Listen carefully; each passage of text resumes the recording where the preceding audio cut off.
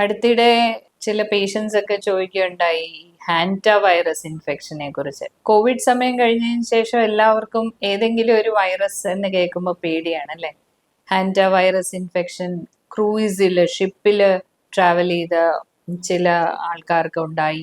അതിൽ കുറച്ച് ഏതാനും ഇന്ത്യൻസും ഉൾപ്പെട്ടിരുന്നു. അപ്പൊ ഇതൊരു ഔട്ട് ബ്രേക്ക് ആയി മാറുമോ, അല്ലെങ്കിൽ ഇത് പടർന്നു പിടിക്കുമോ എന്നുള്ള ഒരു പേടി ഉള്ളതായിട്ട് തോന്നി.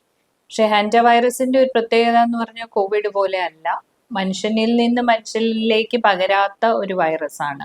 റോഡൻസ്, അതായത് നമ്മുടെ എലികൾ പ്രധാനമായിട്ട്, അതുപോലെ തന്നെ അണ്ണാൻ അല്ലെങ്കിൽ ഗിനി പിഗ്സ്, ഇങ്ങനത്തെ ഈ റൊഡൻഷ്യ എന്ന് പറയുന്ന വിഭാഗത്തിൽപ്പെട്ട ജീവികളിൽ നിന്ന്, അവരുടെ മലമൂത്ര വിസർജ്യത്തിൽ നിന്നൊക്കെയാണ് ഇത് പകരുന്നത്.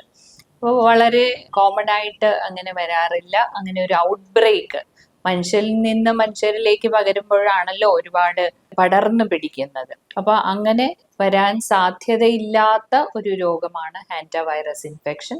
അതുകൊണ്ട് ഇത്തരത്തിലുള്ള ജീവികളിൽ നിന്ന് മാത്രമാണ് അത് ട്രാൻസ്മിറ്റ് ചെയ്യപ്പെടുന്നത്. അതുകൊണ്ട് ഇപ്പോൾ ഇന്ത്യയിൽ 1-2 കേസസ് കണ്ടു എന്ന് പറഞ്ഞ് ഒരു ഭയപ്പാടിന്റെ ആവശ്യം തീർച്ചയായിട്ടും ഇല്ല. ഇതുവരെ മനുഷ്യരിൽ നിന്ന് മനുഷ്യരിലേക്കുള്ള പടർന്നു പിടിക്കൽ ഈ അസുഖത്തിനെ സംബന്ധിച്ച് അല്ലെങ്കിൽ ട്രാൻസ്മിഷൻ നമ്മൾ കണ്ടെത്തിയിട്ടില്ല. ആന്റിവൈറസിന്റെ ലക്ഷണങ്ങൾ ഏകദേശം ഫ്ലൂ പോലെയും അല്ലെങ്കിൽ എലിപ്പനി പോലെയും ഡെങ്കിപ്പനി പോലെയും ഒക്കെ തന്നെയാണ്, സാധാരണ പനികൾ പോലെ. അത് ഗുരുതരമാവാം, അതിനൊരു പ്രത്യേക മരുന്നില്ല എന്നുള്ളതാണ് അതിന്റെ പ്രത്യേകത.